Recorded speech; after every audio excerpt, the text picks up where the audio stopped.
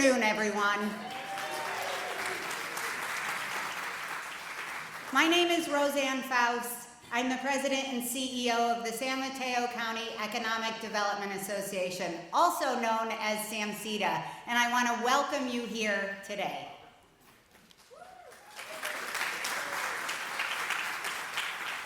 THRED Talks would not be possible without my amazing team at SAMCEDA, and that's Larissa Ocañada and Don Cecil.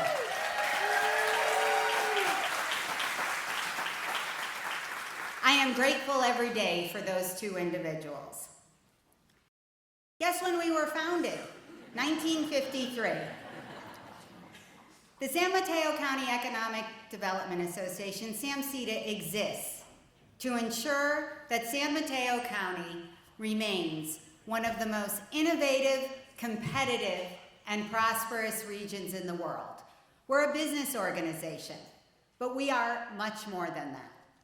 We convene unlikely partners, connect diverse interests, and drive solutions to the challenges that no single sector can face alone. We aren't afraid to say when business as usual just isn't working, and we're committed to turning bold ideas into action. When I joined SAMCEDA in 2008, San Mateo County was just beginning to evolve from a region recovering from the Great Recession into one of the world's most innovative economic engines. And guess what? SAMCEDA evolved with it. We brought together business leaders, policymakers, educators, and community stakeholders to tackle the issues that shaped our future. We challenged conventional thinking, built unlikely partnerships, and turned dialogue into action. When the region faced tough issues around transportation, housing, workforce shortages, economic recovery, competitiveness, and hey, let's throw in a global pandemic on top of it, SAMCEDA created the space for honest conversations and practical solutions. Not because we had authority. It is because we built trust. And we had a board of directors who believed in our vision and our possibilities. Here is our SAMCEDA Executive Committee. I would like our Executive Committee and our Board of Directors to stand up and be acknowledged, because without them, SAMCEDA cannot exist.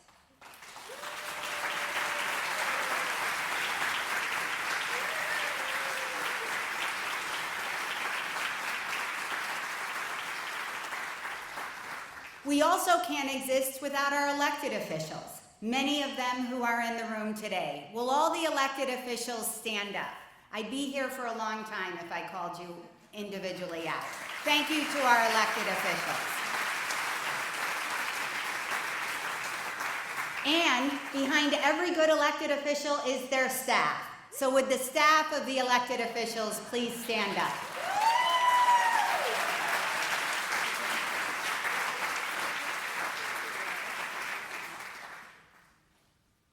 And to SAMCEDA's members and partners, we are grateful to you each and every day for your commitment to our organization, to San Mateo County, and the Greater Bay region. Now, this event cannot be put on by itself, or just the will of Larissa, Don, and I. It goes without saying, our sponsors. Our sponsors are acknowledged everywhere in this room. They are acknowledged on the card that's on your seat. They are acknowledged on the poster boards. They are acknowledged on the little tabletop displays. These are our sponsors, our presenting sponsors, our corporate sponsors. Take a look at them. These are your community leaders. Our platinum sponsors, these are our platinum members. Our business sponsors, our community sponsors, our supporter sponsors, and our event partners. Can we give it up for all of our sponsors?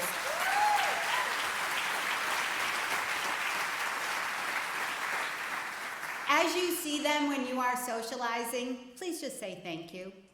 Thank you. Thank you is one of the two most powerful words in the English language, and I'm not sure we all use it enough. Thank the person behind you at the grocery store. Thank the person who gives you your coffee in the morning. Thank you, Jim. I really appreciate it. Thank the person next to you. So why are we here today? We're here because of THRED Talks. And THRED started 10 years ago in 2016 to celebrate our diverse landscape. It was in 2016 that we launched THRED Talks to highlight the depth and breadth communities face in identifying opportunities and meeting the challenges that come with change. And over the last 10 years, we have encompassed so much more than that initial vision through these talks. Keep in mind, thread, weaving the county, weaving the region together. Everyone's got that? The whole idea behind THRED Talks. At its core, THRED Talks has been a catalyst for connection, collaboration, and action, weaving together the people and ideas that move San Mateo County and our greater region forward.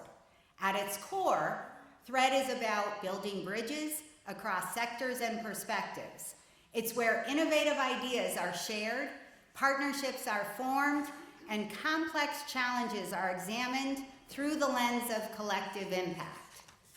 As we celebrate our 10th anniversary, we recognize that the challenges facing our communities are more interconnected than ever.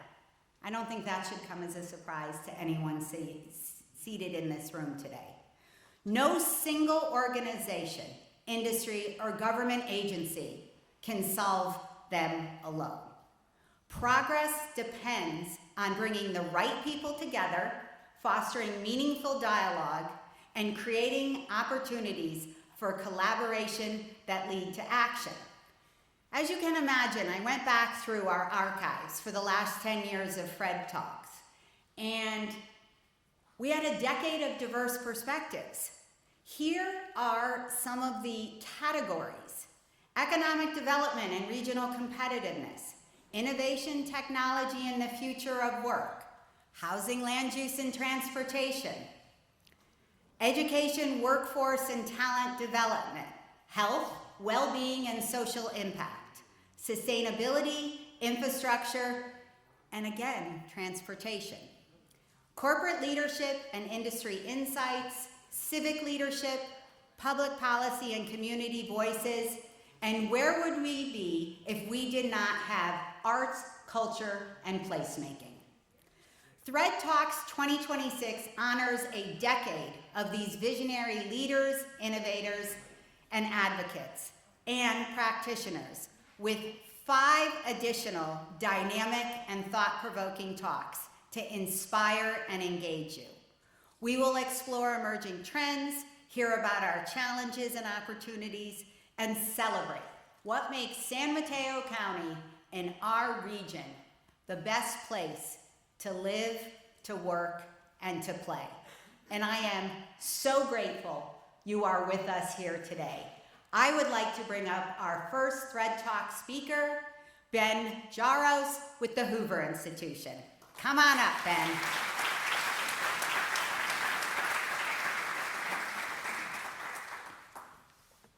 Thank you, Rosanne.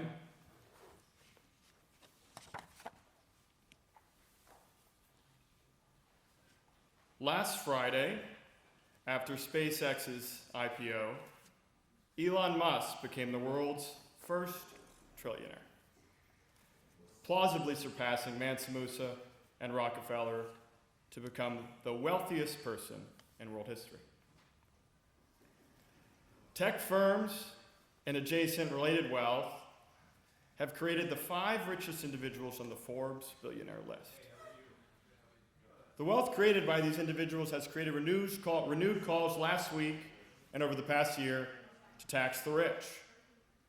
This November, voters in the state of California may get the chance to weigh in on the issue. I would like to make 3 points in regard to California's Billionaire Tax Act and about wealth taxes in general, and in particular to make points about how they impact the business community here in San Mateo County. Number 1, the wealth tax will raise less revenue than proponents forecast and could plausibly lose the state money when accounting for lost income tax rate. The SEIU's story that the money is necessary for healthcare spending cuts is inaccurate, and wealth taxation affects business formation in the areas that adopt it. This will have direct effects on investment and employment in the state and here in San Mateo County. Point 1, the act will raise less revenue than proponents estimate. Proponents who helped author the wealth tax proposal, one of them Emmanuel Saez at UC Berkeley, along with other tax attorneys, wrote an expert report when the Billionaire Tax Act was filed with the state. In their filing, they summed up the 212 billionaires who on the Forbes list, who were listed by Forbes as being in California. And in that calculation, they then multiplied the net assets by 5%, and they incorporated a small behavior response, and they estimate that the tax will raise $100 billion. So stepping back here, what is the Billionaire Tax Act? The Billionaire Tax Act, as many of you in this room know, is a one-time 5% tax on the net assets of anyone who has over $1 billion in net worth at the end of the year in the state of California, who was a resident retroactive to January 1st in 2026. The problem with the wealth tax revenue estimate by the proponents is that they did not audit the list that Forbes listed of people's residents of who lived in the state of California. Our team at the Hoover Institution audited the list and found that they had included Larry Ellison, who left California 5 years ago. Removing him from the calculation takes $12 billion off. Between the filing date and the effective date for residency, Sergey Brin and Larry Page also left. So after accounting for those 2 departures and 4 other public departures, the top possible take for revenue estimated by the Billionaire Tax Act is $67 billion. Now, you would rightly point out, but those are just the public departures, the people who made the New York Times. All the billionaires on the list are not going to make the New York Times. So how do you, as an economist, when doing a revenue estimate, account for non-public departures?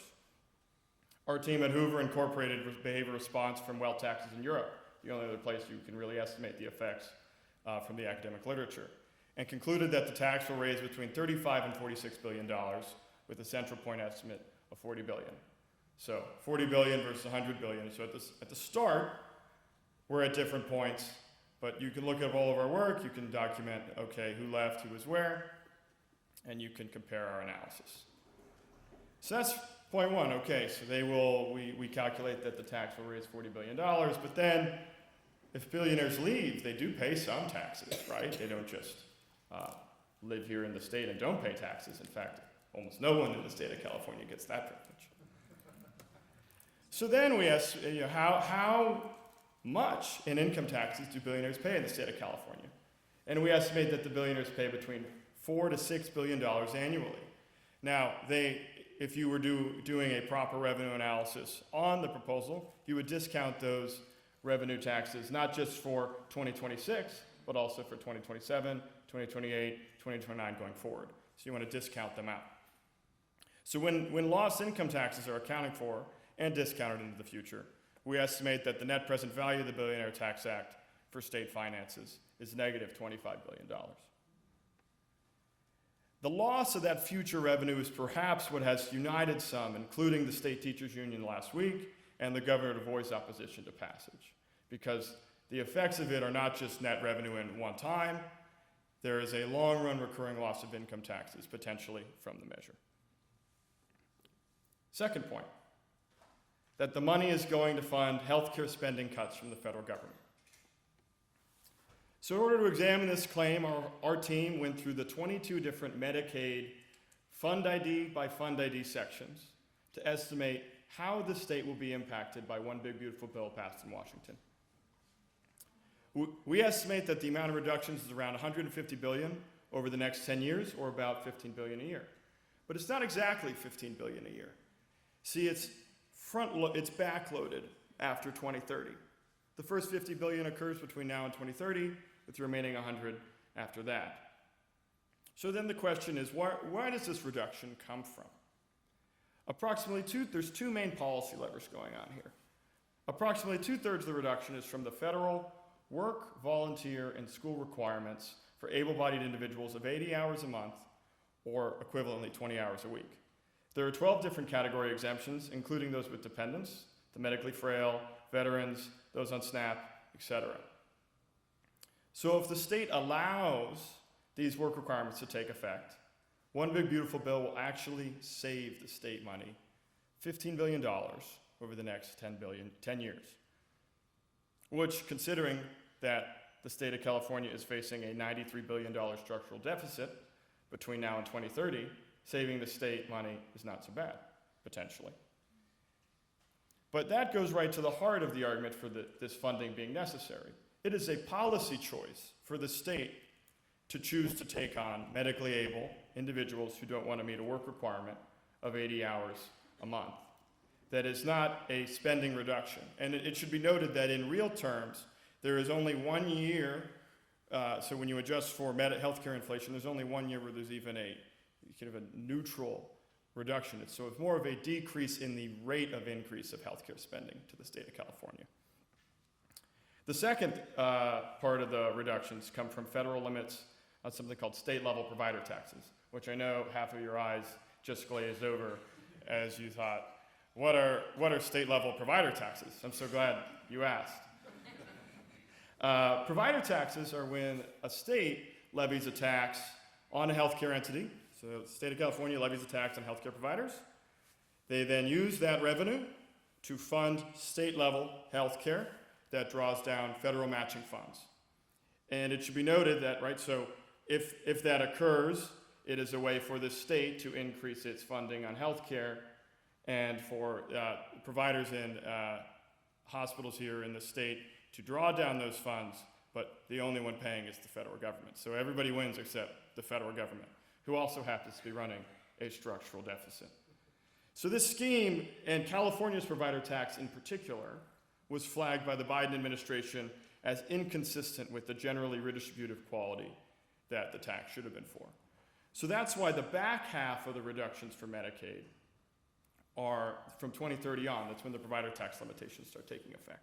So why is this, the last point here, within point 2, why is this timing matter? 50 billion between now and 2030 and 100 billion 2030 on. Well, if we estimate that the wealth tax is going to raise $40 billion, that means by 2029 or 2030, the state will have exhausted the one-time revenue. And then what happens? Well, is it really going to be one time? See, what the money is being used for doesn't support the proposition that it is one-time funding. Point 3, wealth taxation affects business formation. A little tax policy 101. Whenever a tax is created, it generates the following responses on the part of taxpayers. First is evasion, which is any illegal means of getting around a tax. In terms of the California Billionaire Tax Act, it would be something like underreporting assets that are subject to tax. Avoidance, which is legal means of getting around the tax, which could mean, since residential real estate is exempt from the tax, purchasing more residential real estate. And then there is always the extensive margin, just leave the tax jurisdiction, which would be an extreme form of avoidance. So Brin and Page leaving the state in response to the proposal would be an example of that.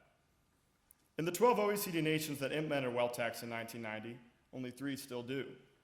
Some examples are illustrative. Sweden repealed theirs because it led to, quote, decades of capital flight. France repealed theirs because they estimated that 10,000 millionaires had left over the previous 15 years from their tax. Finland repealed theirs, citing, quote, that it negatively impacted business formation. So now to tie it back here to San Mateo County, how does a wealth tax negatively impact business formation? Well, because of the evasion and avoidance, when anything is taxed over time, there is less of that item. The most important asset in the wealth tax base would be the business capital. What exactly is capital? Let's be specific here. Why is it important for each of you in this room? It includes everything from trucks and shovels to computers and data centers. When workers and firms have more capital, over time, they are more productive. So what happens when capital is taxed under a wealth tax, and in particular what happens when a tax is levied on the subnational level, as it would be here in California? Well, business formation would be impacted by something called home bias in investing. This is the known psychological and practical tendency of investors to disproportionately allocate their portfolios to domestic assets. The same thing applies on the subnational level. Many of you perhaps in this room are very aware of the venture capital in the Silicon Valley. That's a constitutive element of the place. If some of that capital leaves, as a consequence of levying the wealth tax, the amount of capital in California's economy would decrease over time, and the commensurate spillover effects for employment would be relevant here. So to conclude, the California Billionaire Tax Act will not raise the revenue proponents' promise. It's a policy choice for the state of California to provide medical coverage for able-bodied individuals that don't work 20 hours a week. And the tax will directly impact the innovation culture of California, Silicon Valley, and San Mateo County. The San Mateo County Economic Development Association was founded on the message that business is good, that business brings opportunity.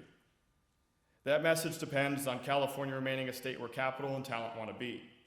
If it gets to the ballot this November, voters will decide whether to learn from the evidence or to repeat the mistake that 9 countries have already made and corrected. I'm Ben Jaros from Stanford University's Hoover Institution. Thank you for your time.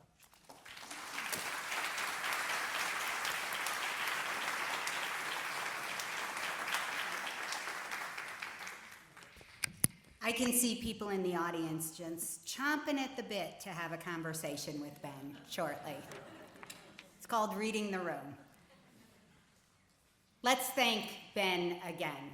I mean, having the Hoover Institution in the room, pretty fabulous.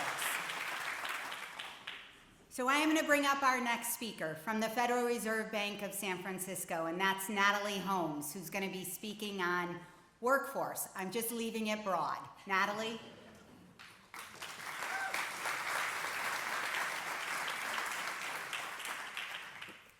Good afternoon. Thank you so much for having me. My name is Natalie Holmes. I'm with the Community Engagement and Analysis team at the Federal Reserve Bank of San Francisco. Our team looks at economic conditions and structural changes affecting lower-income communities and small and micro businesses across the 9 westernmost states.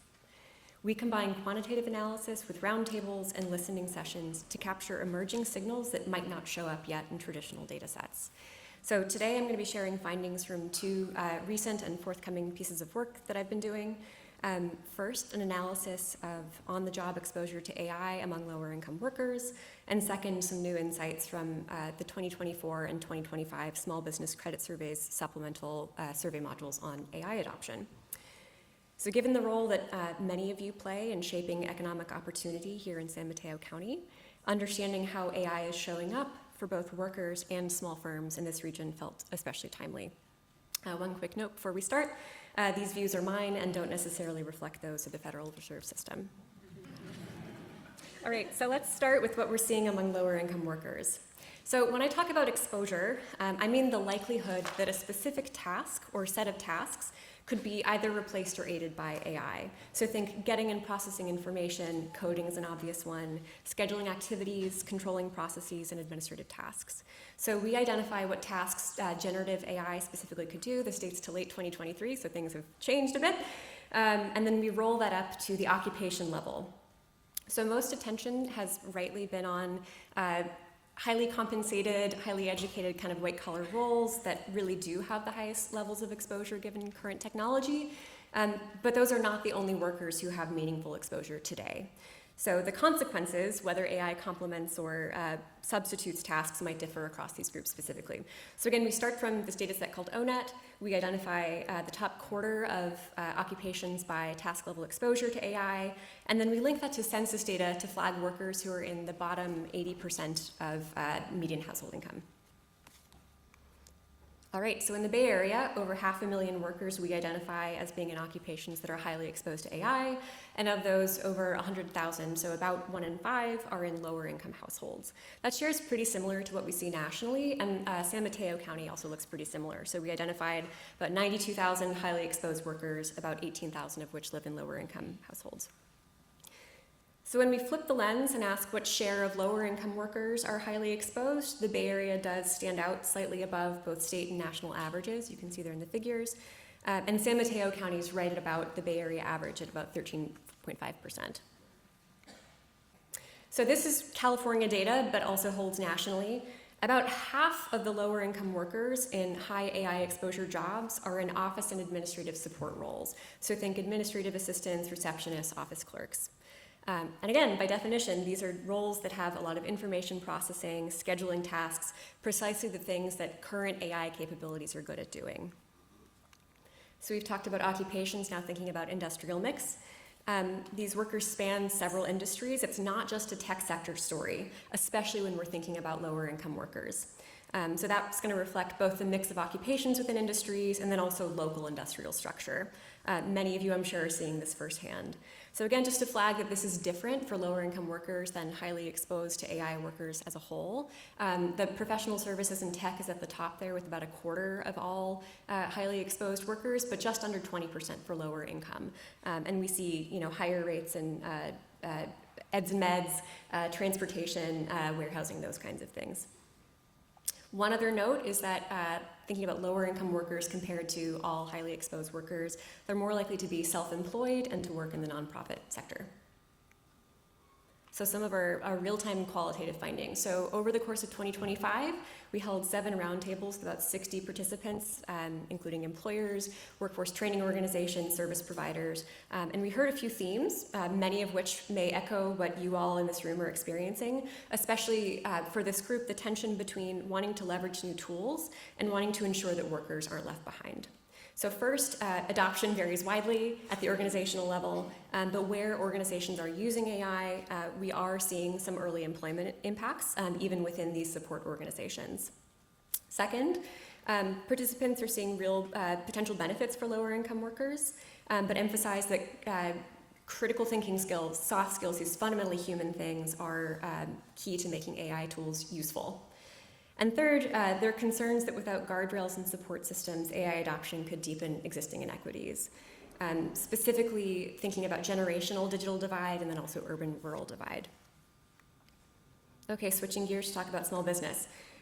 From the Small Business Credit Survey, so this was fielded between September and November of this past year, we see that almost 60% of small businesses are using or planning to use AI.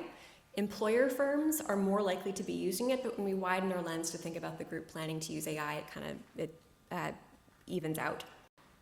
All right, so we asked how important AI was to the production of firms' core goods and services, not ancillary stuff like your core work.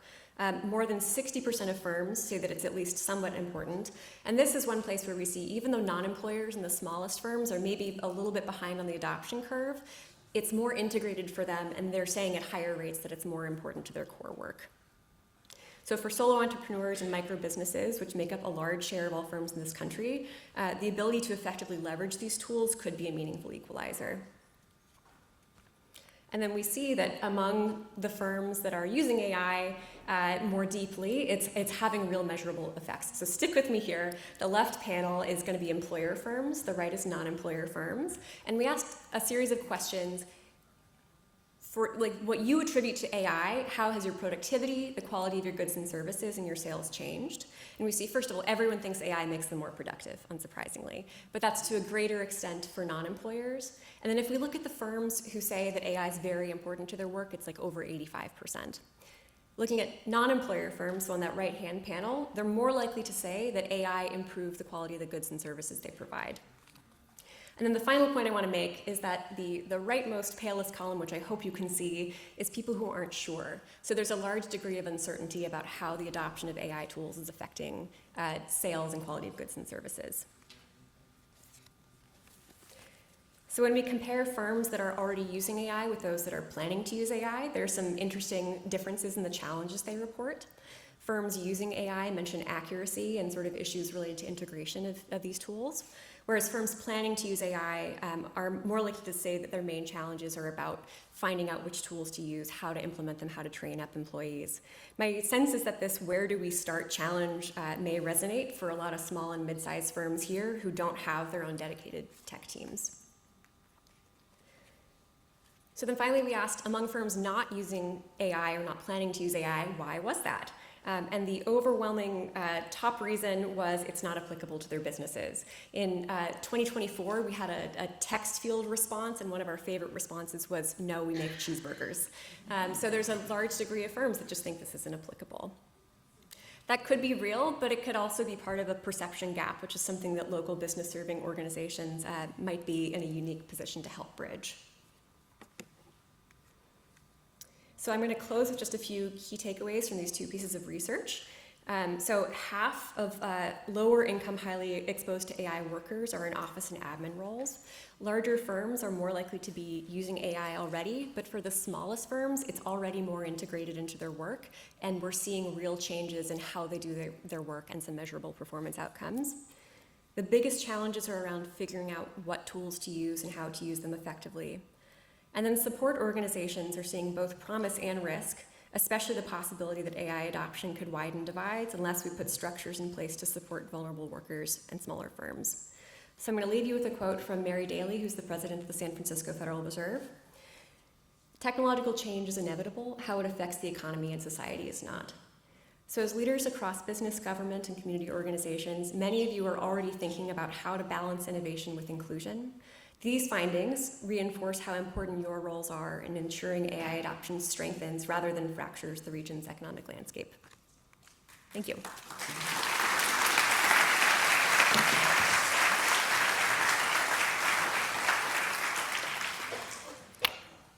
Let's give another huge round of applause for Natalie Holmes.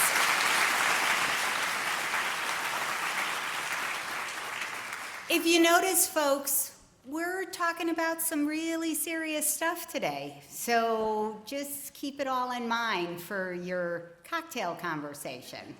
More really good things to come. Now I'd like to bring up our next THRED Talk speaker, Patrick McLaughlin, who is with the Hoover Institution. Patrick, here we go, and Patrick's talking about regulations. Get ready, folks. California has a lot of them.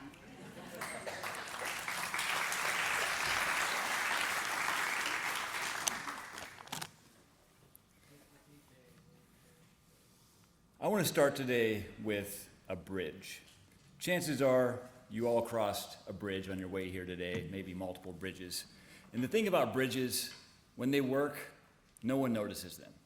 No one stops to say, "Thank you, bridge," or thinks about the maintenance crews that made sure that bridge was working when you went over it today. Yet that bridge is carrying commerce, doctor visits, emergency vehicles, and thousands of small plans that only work because that bridge works. Now, imagine a government that builds bridges but doesn't maintain them, doesn't have inspection schedules, maintenance schedules. They put them up, and then one day they're gone. They're there until they're not. And that's when we learn the price of neglect. The emergency repairs, the detours, costs that are much higher than they would have been had just routine maintenance been scheduled and done. Now, I've been invited here today to talk about regulations, not bridges, but my claim is simple. Regulations, like bridges, are infrastructure. They are the operating system of a modern economy, and when they work, they can protect health, they can increase safety, they can protect the environment. And they're by far the most common form of law. At the federal level, for example, regulations are about 20 times more numerous than statutes passed by Congress. But like roads and bridges, regulatory infrastructure requires maintenance. And let's be honest, maintenance of bridges or maintenance of regulations is not a glamorous job. No ribbon-cutting ceremony ever happens when an obsolete reporting form is simplified. No headline is made that says, "Contradictory subsection removed from Regulation 203. But that work matters. Now, most jurisdictions have a process for new rules, for making new rules. There's public hearings. There's a chance for the public at large to send comments about what they like or don't like about the regulation. There's sometimes even economic analysis attached to the regulation to help decide what to do. It's a machine that's built around the crafting of new rules. It's far from perfect, but it's there. It exists. Now, far fewer machines exist for thinking about old rules. Rules that have been written for technologies and risks and industries that were relevant decades ago, but remain on the books. And when there's no cleanup process, these regulations tend to pile up over time, as you might imagine. And just to be clear, I'm not saying that old rules are bad just because they're old, that they're a problem because they've been around for a long time. Some old rules, in fact, are excellent rules. But others are certainly outdated and may be entirely ineffective, creating costs with no benefits. And the fact is, without a good maintenance plan, without some system of going back and looking at regulations and seeing if they're working, most jurisdictions simply do not know what regulations are working and what ones are not. Now, that's on the government side of regulation, making rules or reviewing rules. Businesses and the business community faces a different problem. Businesses, of course, don't make regulations. They comply with regulations. They don't comply with one regulation at a time. They comply with a full stack, Regulation A and Regulation B and Regulation C. And because these regulations can overlap or contradict, the total burden can be greater than the sum of each part, each individual regulation. And when rules pile up for decades, that can become a major problem. How big of a problem is it? I've run a project called RegData, the RegData project, using AI to quantify regulation across jurisdictions and over time.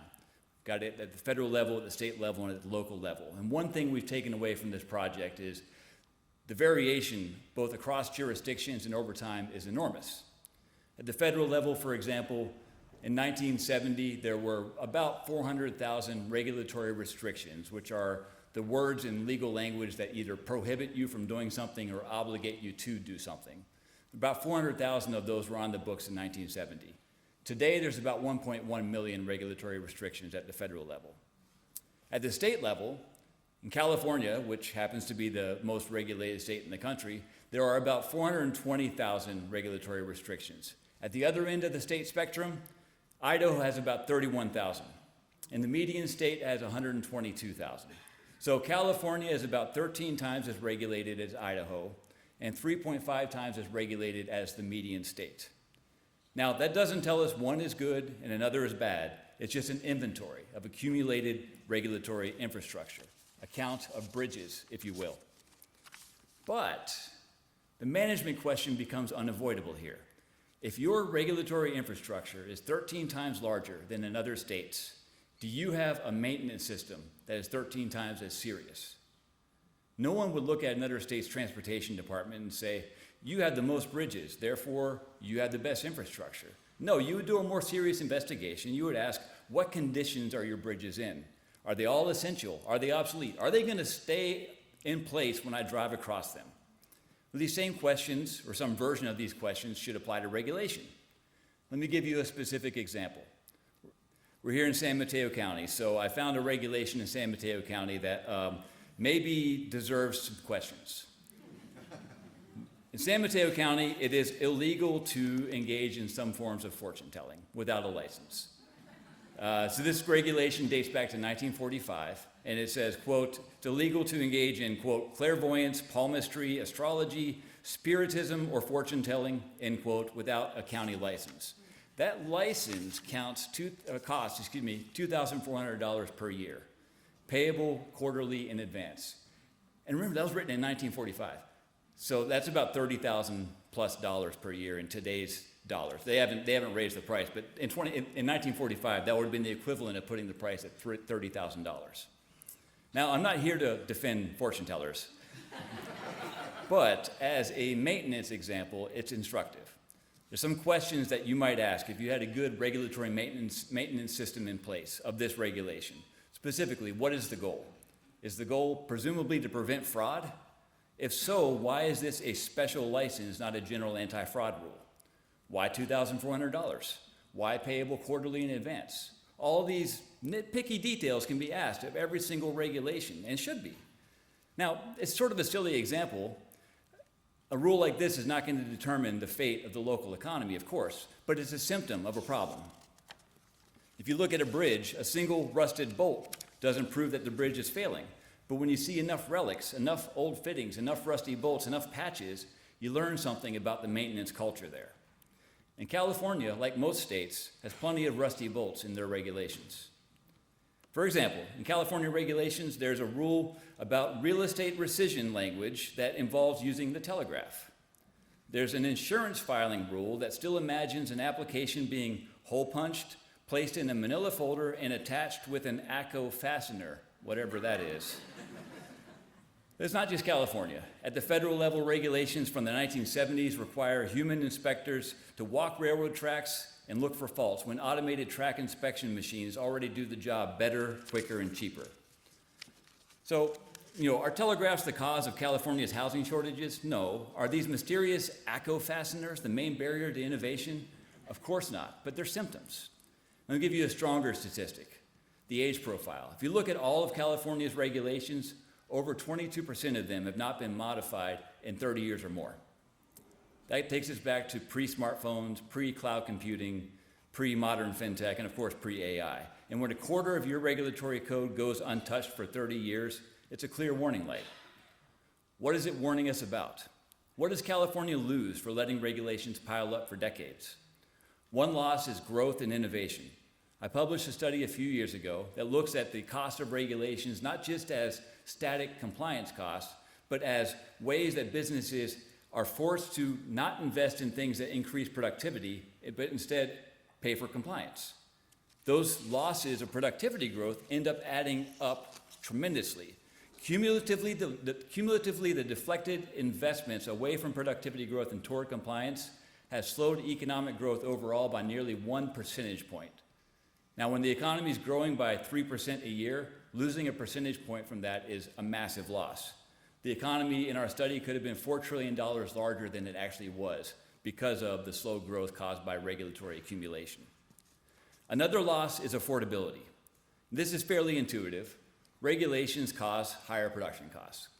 Businesses have to comply, and that's going to make building stuff more expensive. And some of that gets passed along to consumers in the form of higher prices. This has been verified in several studies. We also know that state and local regulations can create bottlenecks in expanding the supply of housing. And both these effects, the price effect and the housing effect, are regressive in their nature. That is, they tend to hit the lowest income households the hardest. So what does good management look like? There's a few states that have gotten it right, but I tend to go back to the OG of regulatory management, which is, believe it or not, the Canadian province of British Columbia. In 2001, British Columbia set a goal to cut regulations by 1/3. They started off to achieve this goal by first creating an inventory, figuring out how many do we have on the books, so they could track progress. And then they set up a system that was very effective. They managed to cut 40% of their red tape, 40% of their regulations, of which they would say 100% was red tape, within 3 years. And as a result, a study I published showed that growth went up, economic growth went up by about 1.2 percentage points. Again, a massive effect. And what's more, British Columbia, after cutting that 40%, they stayed at that new lower level ever since. Here we are 21 years later, and they're still at that new lower level. They're finding ways, even as they create new regulations, go back and find old ones that they can streamline. Now, the point is not that California should become like Idaho, the least regulated state in America, or like British Columbia, or that old rules should just disappear. The point is, any jurisdiction with a large stock of regulations needs a maintenance plan. So how do you get regulation right? A few steps I'd highlight.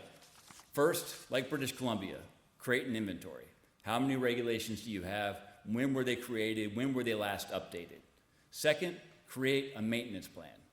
Have a system that involves going back and looking at every single rule, maybe not all at once, but over a period of 5 years, for example, to see, is that rule actually delivering the benefits it's supposed to be delivering? Is it working? Has it become obsolete? Is it addressing a problem that's no longer there? Is it duplicative? Can it be streamlined? And then third, establish budget discipline. And what I mean by that is, similar to fiscal budgeting, regulatory budgeting means putting some sort of numeric, quantitative metric about how much regulation you have on the books, and then limiting how much it can grow. And you can set that limit in different ways. British Columbia actually figured out a really simple way of achieving this. They said for every new regulation that you make, you have to find an old one that you can streamline. And that was very effective. It was a form of regulatory budgeting that had very strong results. Now, if you don't have processes like these, then you've got a regulatory infrastructure that's failing. It won't collapse all at once, but it'll fail quietly with fewer startups, slower innovation, higher prices, and slower growth. I'll leave you with this. Regulations are infrastructure, and infrastructure fails when it is only built and never maintained. Thank you.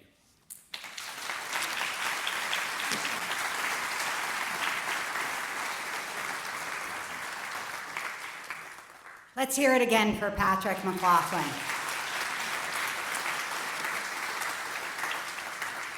There are a lot of conversations that can be had after today, and I'm over here furiously making notes, and I see people also doing it in the audience. So now I'd like to bring up the CEO of Filoli, Kara Newport, for our next THRED talk.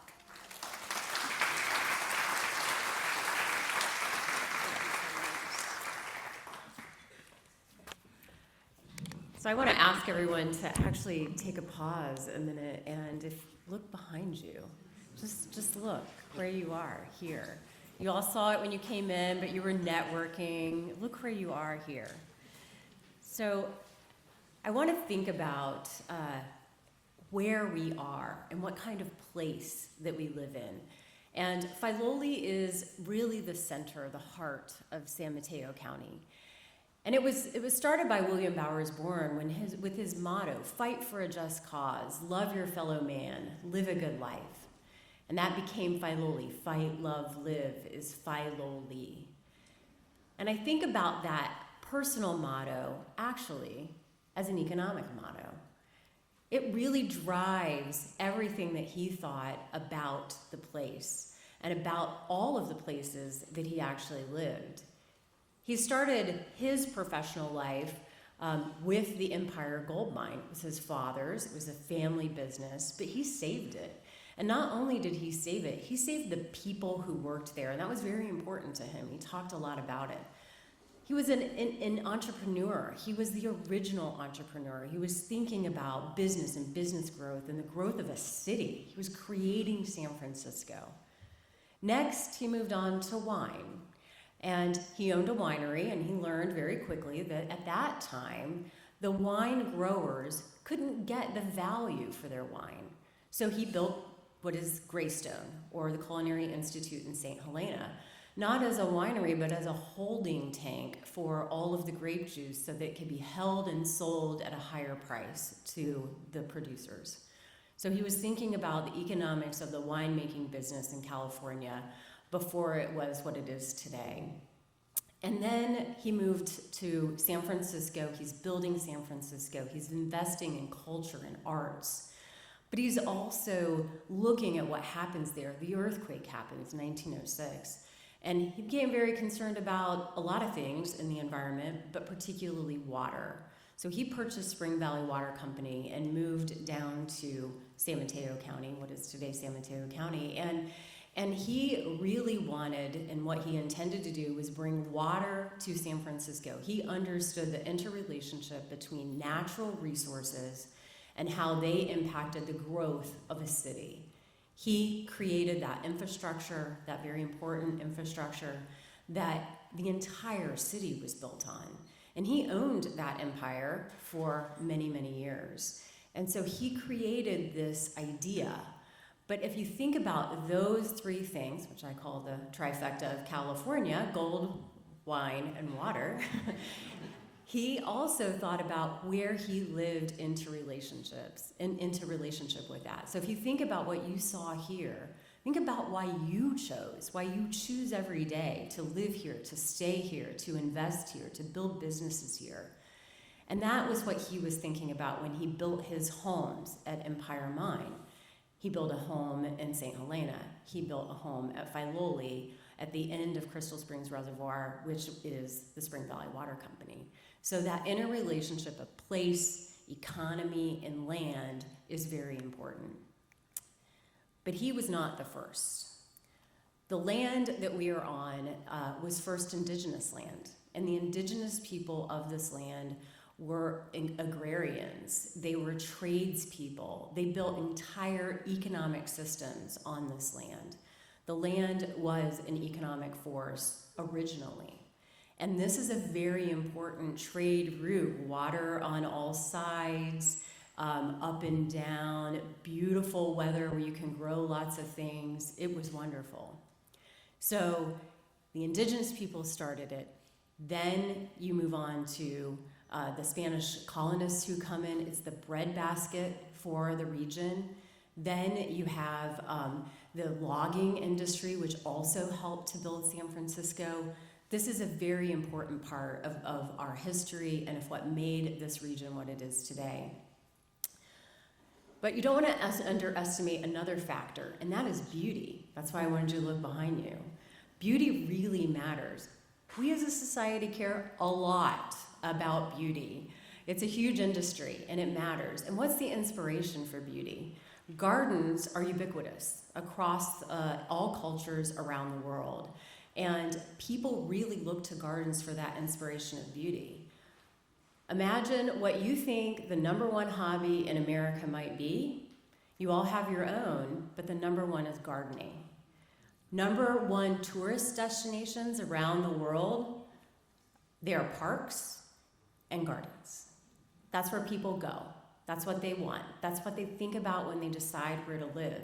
And this is my favorite statistic. Public gardens in the US are more visited than all major sports put together, which people won't believe, but it's true because we all go to gardens. So today, Filoli is part of that economic system. Filoli is a community building location. We are a 750,000 annual visitor destination. We're the largest attraction in San Mateo County and on our way to be the largest attraction in the Bay Area. We have a budget of $30 million. That's about $100 million of economic impact. We employ 150 people. That's hundreds of outward impact of employment. We pay a living wage. It matters. People can afford to live here and work here when you work at Filoli. And we want to continue being that economic driver. And we do that by offering programs. You see concerts, summer nights. Those are some of the things now. We have things in the fall coming up with Nightfall, holidays, year-round. And we're driving that to build community, which is also a really important part of economic development. And I want to challenge everyone to think about what the most important investment you can make now for the future is. And I think it's nature. I think we're all going to want and need nature. You want to reduce those healthcare costs? How about we not tax? How about we invest in nature? And how about we all go? How about we all have mental health benefits from being out here? Study after study shows that nature matters. And Filoli has 654 acres of nature open to the public year-round. It is part of that community destination. It's part of well-being. It is part of the good living that is so important in San Mateo County and in our region. And I want to talk about what the future is for us at Filoli. So it's not just about what's there today. It's about creating an economic center that's sustainable for the long term. And sustainability really matters. We're not just going to build a bunch of buildings. We're going to create trails. We're going to conserve and preserve the history, the buildings, the land, the 6 unique ecosystems that are there. We're going to invite people in. We're going to have more people there to greet you. Everyone talks about AI. Maybe we're a little bit of the antidote of AI, at a place where you can come and you can get real things still. You can taste real food. You can smell real flowers. You can touch real trees. I think that that's an important part of the economy of the region, and I think that Filoli can be a real part of the community development that's necessary for all of us. Thank you.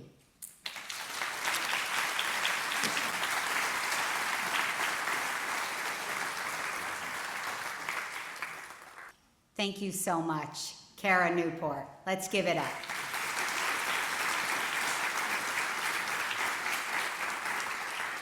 So our last Thread Talk speaker today is Cecilia Phillips, who is the coordinating producer and reporter for KQED's Check Please. Come on up, Cecilia.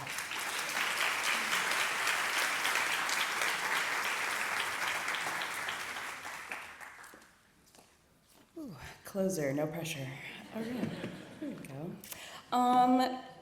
Why am I here today? I owe a big thank you to Larissa, who actually serves on the community advisory panel for the organization that I work for, which is KQED Channel 9 in San Francisco.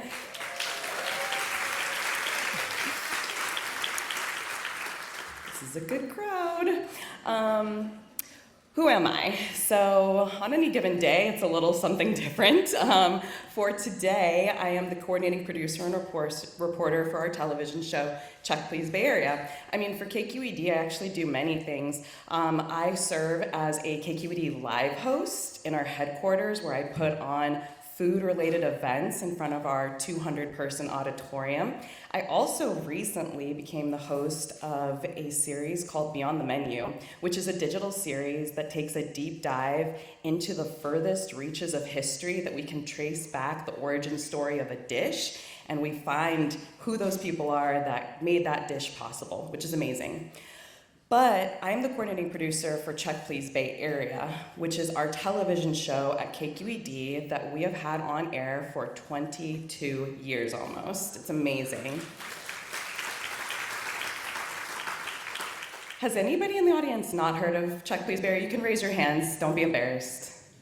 Literally everyone has heard of Check Please Bay Area? That's amazing. Okay, well, I'm gonna have to change up the speech a little bit. There's got to be one person who doesn't know what Check Please Bay Area is. Okay, great. Thank you for saying that. Okay, so Check Please Bay Area is the show where Bay Area residents review and talk about their favorite restaurants. We actually have an application process where 3 people can nominate their favorite place, and then they go out and they secretly dine at each other's restaurants. They then review them and then sit at a table with our amazing host, Leslie Sabraco, who has hosted the show for all 21 years that we've been on air. So basically, after that process happens, someone has to reach out to the restaurants to see if they will agree to actually be on the show. Surprise, you would not believe how many people actually decline to be on the show. It's actually pretty interesting. But my job is to reach out to them, explain what the process is, and then encourage them to participate. So that's one portion of my job. How did Check Please get started? We actually started in Chicago by a man named David Manilow, who wanted to create this concept. Chicago, another amazing food town. Of course, the show was going to thrive.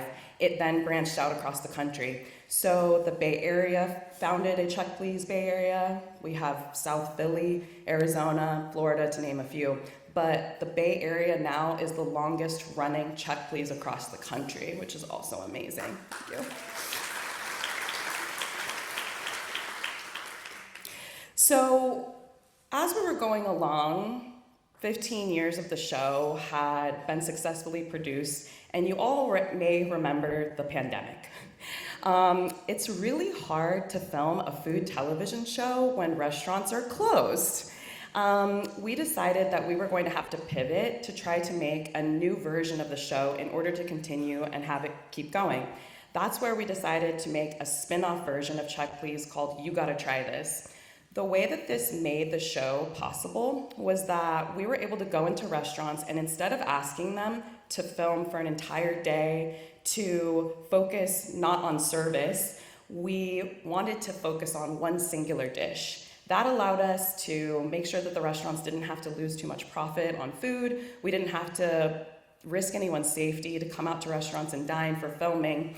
But it's really hard to make a 30-minute show about one dish at 3 restaurants. So they said to themselves, well, how are we going to fill out this show? And a new segment was born called Cecilia Tries It. Oh, thank you. You've seen it, thank you. For those of you who have not seen it, Cecilia Tries It was then born into the show, and it kind of was a little tiny segment at the end, and since then it's really blossomed. I could tell you more about it right now, but I've already done this work, so I thought I would just go ahead and show you with a little clip of a video that we made.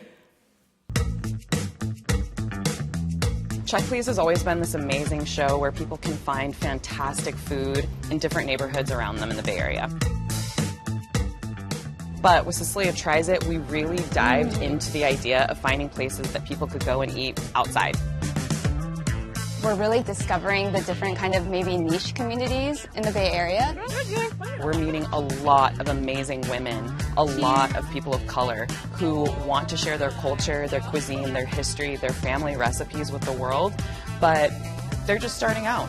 A little messy. You got that chicken satay! To own a food truck business, it takes grit, it takes determination. And when you're introducing Singaporean food, which can be pretty foreign in this area, you got to think about how you're going to capture somebody's heart or somebody's tummy with your food. So, what goes into the peanut sauce? Can you tell us? Not really. It's a secret recipe. Never! It's mainly peanuts. Cecilia Tries It. She's all about laughing and trying food, and it was so fun.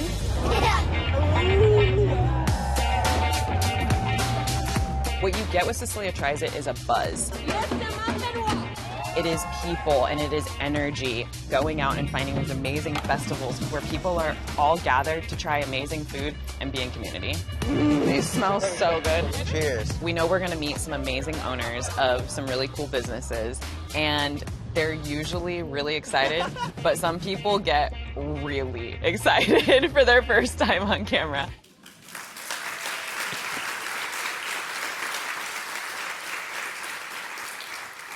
So that clip was from our 20th anniversary special episode, which we produced, and it's really been a huge honor to be a part of this segment because it's the first time that we've actually shown people different places that they can go out and dine and find food that are not brick and mortar restaurants, right?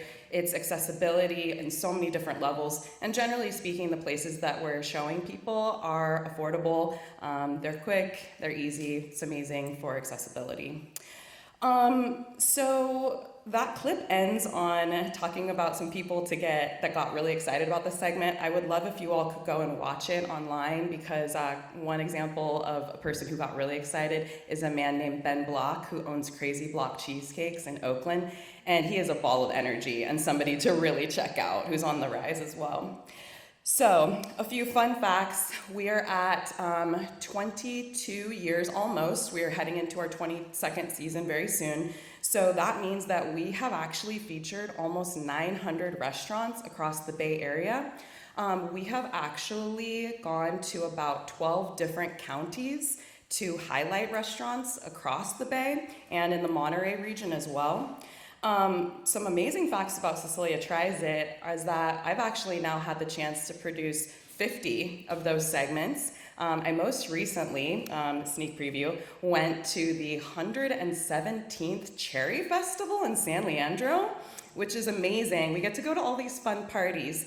Additionally, what you don't see in that segment is the associate producer for our show, Candace Young, who's actually here today as well, who's in that clip, loves to torture me by sending me out to go and interact with animals. So I've actually been surrounded by bees, I've milked goats, I've hung out with cows, crabs, lobsters, you name it. There's probably an animal that I've been assaulted by. So all that to say that Check Please Bay Area has a huge impact in the Bay Area. It's hard to quantify what the impact is for these restaurants because obviously when they're doing service, we're not really sure what their numbers are, but most of them report that after the Check Please episode comes out, they're usually experiencing really long lines, sold out days. A lot of them will email us or text us and say, oh my gosh, what have you done to us? Will it ever stop? And we're like, no, it won't. It's a really important show, but I want to talk about why it's so important to me. I actually started out in restaurants. At 16 years old, my first restaurant was TGI Fridays. Don't tell anybody that. But it made me grow my passion for restaurants, and then I did that for 15 years while I studied television broadcast news journalism and tried my hand with NBC as a reporter. And as we all know, the news, especially right now, is quite depressing. So this show actually gave me an opportunity to do precisely what I wanted to do and to help out restaurateurs whose stories are so important to us, especially now more than ever. How can you all help to take this thread and weave this region together? Well, you all can go out and dine. Restaurants, yes.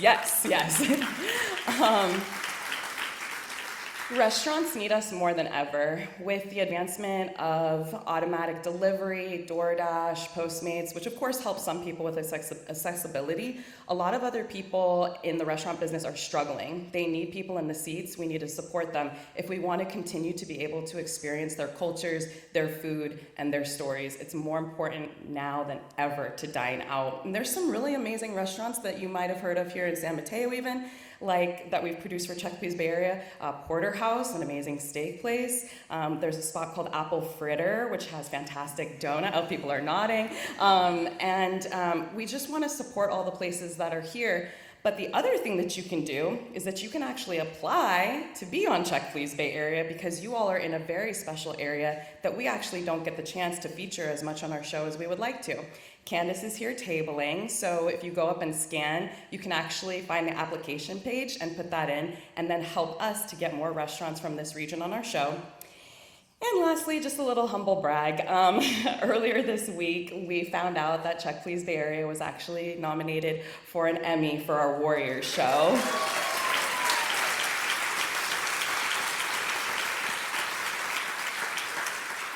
That's also online on YouTube, and it features 3 former players from the Warriors, and it's just a phenomenal episode. Obviously, it was recognized for this amazing honor.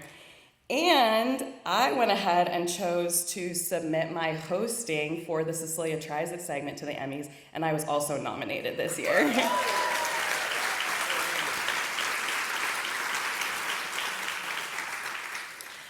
I want you all to, in addition to dining out, go learn the stories of these restaurant owners, talk to them, and show them how much it means to be able to dine and experience their culture, especially in a time that is so divisive and so filled with fear of other people. Food is what can bring us together. Thank you.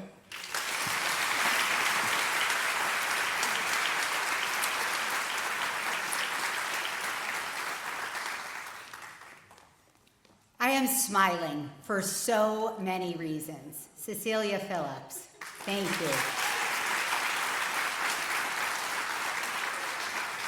So I want to do a very brief wrap-up, but a couple of things. One, I want to thank our chancellor of our community college district, Melissa Moreno, who's in the house.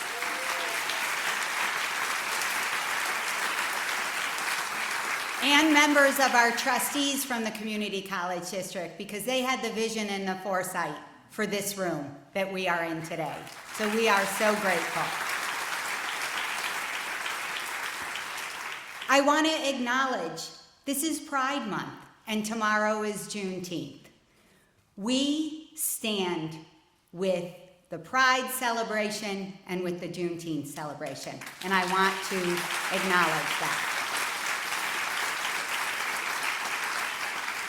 I also would like, because there's many of them in the house, over 10 years, think about it. We've had over 50 THRED Talk speakers. Many of them are joining us today. Could all the past THRED Talk speakers stand up? I'm looking at Melissa, I'm looking at Christine. Fantastic. Think about what we heard today, folks. No matter where you are in your life journey, the Hoover Institution is a formidable entity for research. And we heard from the first speaker, data is important. Look at the data. Sign up for their publications.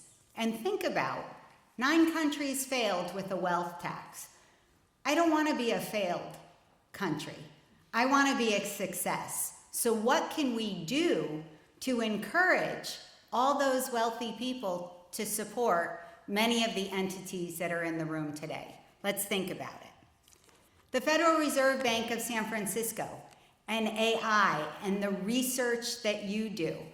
If you scan our annual update, that cover, thank you, Larissa, is about AI, and it's about both sides of the coin. The dichotomy of people that think it's a good thing and people that may not think it's a good thing, and how it impacts our ecosystem. But again, it's an opportunity. Fight, love, live. Filoli.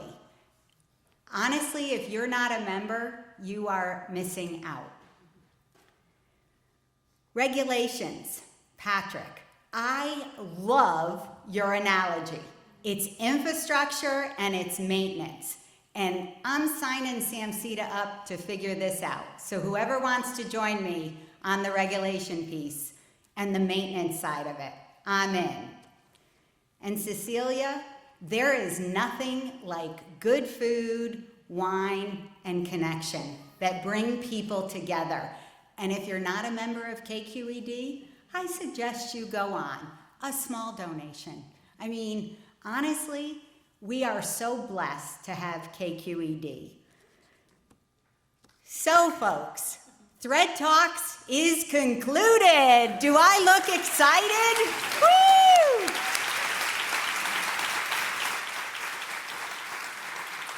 I want to thank our sponsors. I want to thank our elected officials.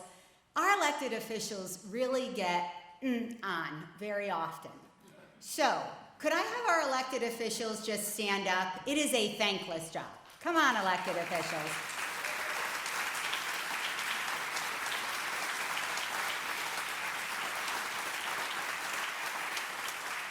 And again, SAMCEDA does not do anything alone. We cannot do it without our members, our partners, all of our sponsors. Please thank them when you see them. Thank our board of directors. 18 years in my role at SAMCEDA. And every day I am grateful for the connections that SAMCEDA has brought to me, that I tried to bring to the greater community, and I thank all of you for being with us today. Now, enjoy food and wine, folks.